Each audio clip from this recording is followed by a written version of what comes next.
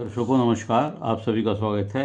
आज इस वीडियो के द्वारा मैं हेमा त्रिवेदी जी, जो नेपानगर मध्य प्रदेश की रहने वाली हैं, उन्होंने अपनी डिटेल भेजकर प्रश्न किया है कि क्या कार्य किया जाए जो लाभ हो। उनके द्वारा बताए गए समय के अनुसार जो उनकी कुंडली बनती है और कर्क लगन की कुंडली बनती है, और घर की गृह स्थिति इस प्रकार है कि लगन में शनि चंद्रमा है, चौथे भाव में राहु है, सप्तम भाव में शुक्र बुध हैं, अष्टम भाव में सूर्य हैं, नवम भाव में गुरु हैं और दसम भाव में केतु हैं और 11वें भाव में मंगल। ये इनकी ग्रहों की स्थिति है। देखिए, आपका जन्म कर्क लगन में तथा पुष्य नक्षत्र के चतुर्थ चरण में हुआ है तथा आपकी जन्म राशि भी कर्क है, लगन भी कर्क है आपका और राशि भी कर्क है, दोनों ही आपकी कर्क हैं।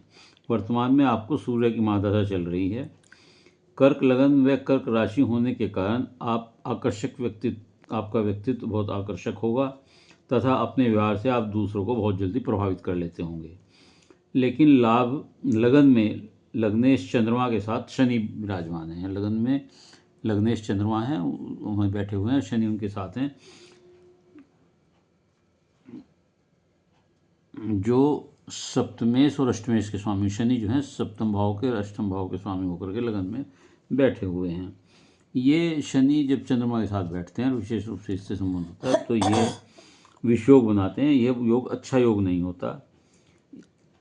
जब ऐसा योग बनता है तो ऐसा व्यक्ति को चिंता बनी रहती है, भय बना रहता है, परेशानी, अज्ञात भय होता है, तनाव रहता है, मानसिक वेदना रहती है।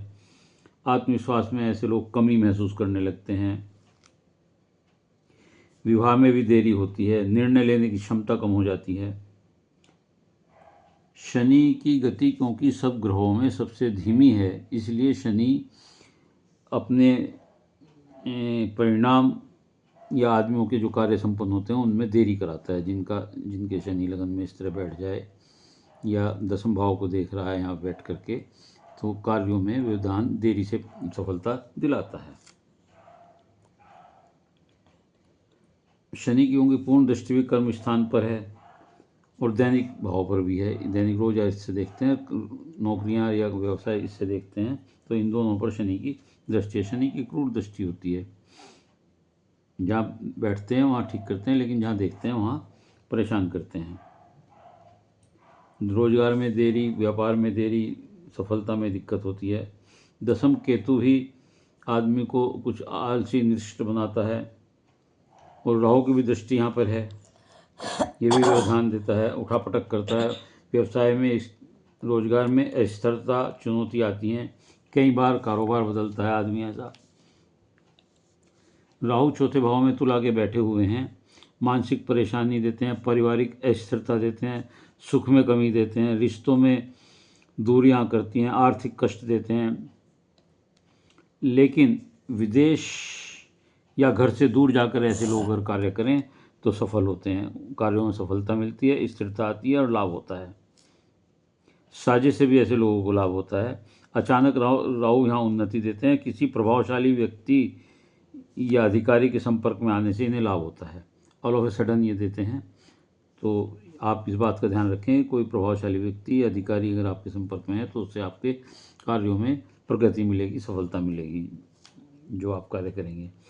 बुध शुक्र सप्तम है, कुंडली में सारी चीज़ खराब, केवल ये शनि और चंद्रमा का एस्पेक्ट गड़बड़ है, लेकिन शुक्र और बुध जो बैठते हैं ये लक्ष्मी नारायण योग बना रहे हैं।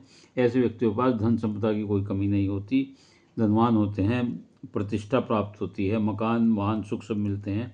समस्या ये है कि शनि की वजह से ये देर से मिलती हैं।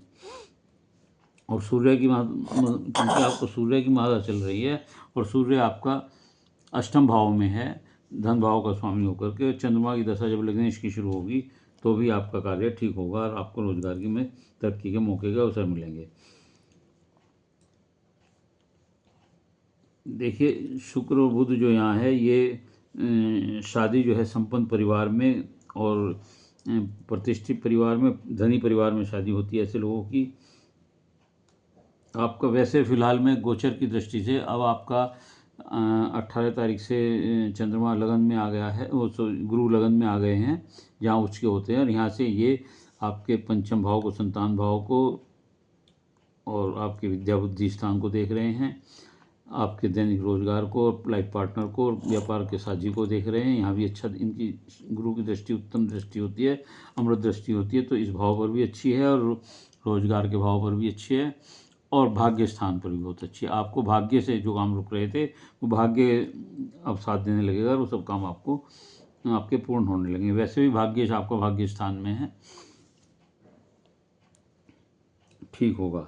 आपका कार्य जो है 51वें वर्ष से स्थायी तत्व को जो भी आप करेंगे वो स्थायी तत्व आपको उसमें आने लगेगा। आपका सवाल है कि आप कार्य क्या करें। सूर्य आपका अष्टम भाव में है, तो यहाँ पर ये जो है आपको, इसके अलावा आपके जो ये कर्म स्थान है ये इसका स्वामी मंगल है, केतु यहाँ बैठे हुए हैं, राहु की दृष्टि है, शनि की दृष्टि है। तो इन सब चीज़ों को देखते हुए और भाग्य स्थान में गुरु है जो आपको विदेश से जोड़ता है, तो और भाग्य से प्रबलता से आपको मौके मिलेंगे, अवसर मिलेंगे, अचानक भाग्योदय होगा। तो ये जो है सूर्य अष्टम में बैठ करके आपको डिजाइनिंग, आर्किटेक्ट, मनोरंजन क्षेत्र, इंटीरियर डेकोरेशन का काम या उसका सामान विक्रय, पेट्रोल पंप, केमिकल, मेडिसिन से संबंधित कार्य आप अगर करें तो आपको लाभ होगा। दक्षिण मुखी मकान में आप ना रहें या कोई कारोबार ना करें तो अच्छा होगा। आप जो ये आपकी कुंडली में दोष बना हुआ है जो देरी करता है वो नहीं हो रहा है, इसके लिए आप शनिवार को सूर्यास्त के बाद तेल का दीपक पीपल के पेड़ के नीचे जलाएं और शिव महाराज पर शनि को और सोमवार को दूध उन पर चढ़ाएं तो आपको लाभ होगा। कोढ़ी या अपंग व्यक्ति की आप मदद करें तो आपको लाभ होगा। गणपति केतु के लिए गणपति जी पर दूबड़ा चढ़ाएं, अगर ये आप उपाय करेंगे निश्चित तौर से आपको जो काम बताए गए हैं वो सब ठीक होंगे और आपका अचानक भाग्योदय होगा और कोई विशेष प्रभावशाली व्यक्ति आपके संपर्क में आएगा जिससे आपको लाभ होगा और विदेश से जरूर कोई ना कोई आपको लाभ होगा। उम्मीद है आपको अपने प्रश्न का उत्तर मिल गया होगा। यदि आपको वीडियो अच्छी लगी हो तो लाइक करिएगा, शेयर करिएगा, कमेंट्स बॉक्स में जाकर अपने विचार लिखिएगा। इसके अलावा यदि किसी और का कोई प्रश्न हो तो वह अपनी डिटेल भेजकर और अपना प्रश्न भेजकर मेरे चैनल को सब्सक्राइब करते हुए अपना सवाल भेज सकता है। उत्तर अवश्य दूंगा, निःशुल्क सेवा है। लेकिन उत्तर के लिए आपको अपने नंबर के लिए थोड़ी सी धैर्य के साथ प्रतीक्षा करनी पड़ेगी। यदि किसी को अपना कोई सवाल बहुत जल्दी पूछना हो तो वह मेरे इसी पर दिए हुए व्हाट्सएप नंबर पर संपर्क करके पूछ सकता है कि उसे उसके सवाल का तुरंत जवाब किस प्रकार मिल सकता है, उसे क्या करना होगा। धन्यवाद।